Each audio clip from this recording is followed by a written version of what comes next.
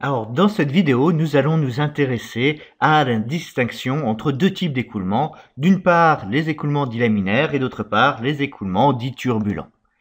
Alors, dans un écoulement laminaire, on a les tubes de courant, les lignes d'eau, qui vont se déplacer, s'écouler les unes par rapport aux autres sans se mélanger.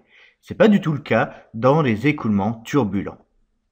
Alors, du coup, dans un écoulement laminaire, on a vraiment les couches fluides qui vont glisser les unes par rapport aux autres sans se mélanger et du coup avec très peu d'échange d'énergie entre elles.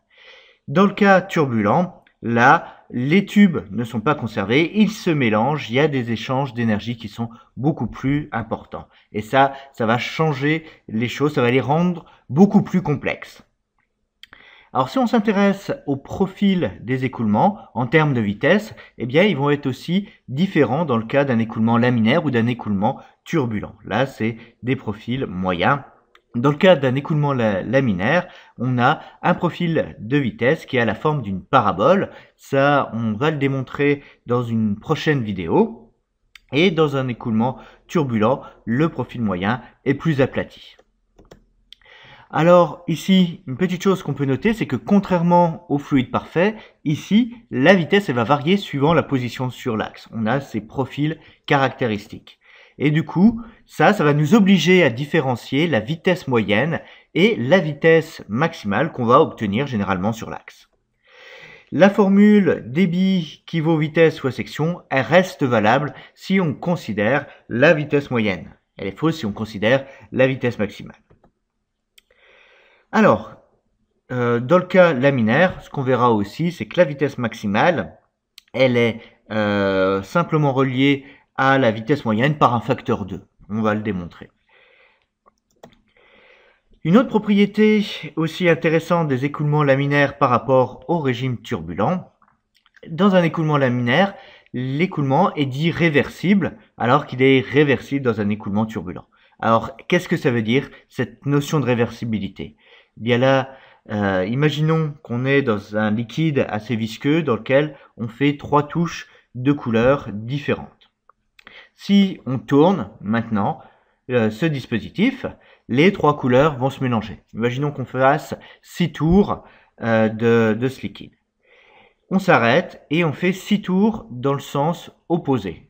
Dans le cas d'un écoulement laminaire, on va revenir à quelque chose qui ressemble très bien à ce qu'on avait initialement. Donc l'écoulement devient réversible. Si on inverse son sens, on revient aux conditions initiales. Dans les écoulements turbulents, en raison des échanges qu'on a entre les différentes tubes de courant, cette réversibilité, elle est cassée et on ne peut pas revenir dans le sens inverse. Alors, sur cette expérience, vous avez la vidéo complète à l'adresse qui est ici. Alors, les régimes turbulents, ça augmente les échanges parce qu'on a ce mélange continuel et avec ces échanges augmentés, ça va aussi augmenter les frottements. Alors, la loi de Stokes, on avait précédemment introduite, donne une force de frottement qui est proportionnelle à la vitesse. Ici, j'ai raisonné qu'en module. Dans le régime turbulent, la vitesse n'est plus à l'exposant 1, c'est plus une loi linéaire, les forces de frottement varient au carré. Et donc, on va avoir un effet encore plus marqué de la vitesse. Donc, tout l'enjeu, ça va être de réduire au maximum ce régime turbulent, ce mélange qu'on peut avoir, et ça va être lié à l'aérodynamisme. Ici, par exemple, vous voyez une voiture. Initialement, l'écoulement il se fait dans des lignes qui ne se mélangent pas, donc c'est plutôt laminaire, et derrière, on a ce mélange qui est caractéristique du régime turbulent. Là, c'est pareil, c'est un objet, un obstacle sur lequel vient un flux d'air. On voit ici toute cette turbulence qui suit. Alors, pour visualiser un petit peu la façon dont l'écoulement ici d'air va influer, on peut utiliser ce qu'on appelle une machine à fumée, où différents flux de fumée touche un objet et on voit ensuite la façon dont on va avoir modification de ces flux. Donc ça, on voit que suivant la forme, si on a une forme profilée, le changement sera assez neutre. Par contre, si le flux arrive perpendiculairement à une surface, là on aura beaucoup plus de turbulence. Pareil, ici c'est intéressant de voir que la même forme sur ces deux photos donne des résultats très différents suivant le sens où on a mis l'obstacle par rapport au flux de fumée. Alors ces machines à flux de fumée, qui sont assez esthétiques, elles sont dues à Étienne Jules Marais, qui est un médecin originaire de Beaune en Bourgogne et qui s'est particulièrement intéressé au mouvement. Et donc là, il y avait un intérêt pour lui pour la connaissance, par exemple, du vol. Alors dans la nature, il y a des formes profilées, par exemple, la forme du requin est très aérodynamique, elle va limiter les frottements et on va essayer dans différents sports de reproduire des formes aérodynamiques pour limiter l'impact de ces turbulences et de ces frottements.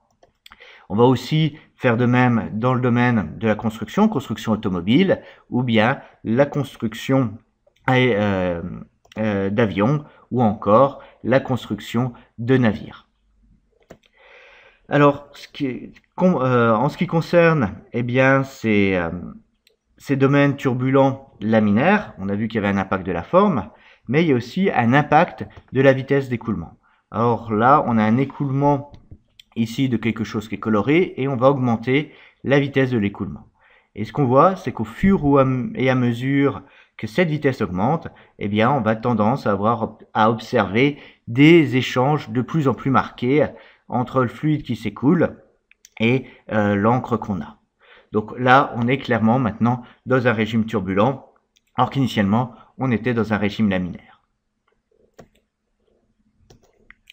Alors, le caractère turbulent dépend de la vitesse moyenne, il va dépendre de la taille de la conduite, de la taille de l'objet, il va aussi dépendre de la masse volumique du liquide, ρ, et de sa viscosité, η.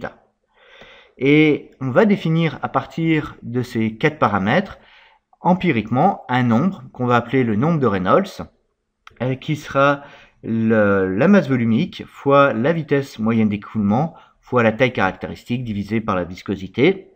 Alors, divisé par la viscosité dynamique, on peut aussi employer la viscosité cinématique, dans quel cas la notion de masse volumique est intégrée dans le coefficient de viscosité cinématique. Alors, en quoi il est intéressant, ce nombre de Reynolds? Alors, c'est un nombre sans dimension. Quand on fait l'analyse dimensionnelle, on trouve qu'il n'y a pas d'unité, et c'est surtout qui va nous permettre de connaître qualitativement la nature de l'écoulement. Ainsi, si le nombre de Reynolds est inférieur à 2000, on aura un écoulement laminaire. S'il est supérieur à 3000, l'écoulement aura plutôt tendance à être turbulent. S'il est entre 2000 et 3000, on le qualifiera d'écoulement intermédiaire.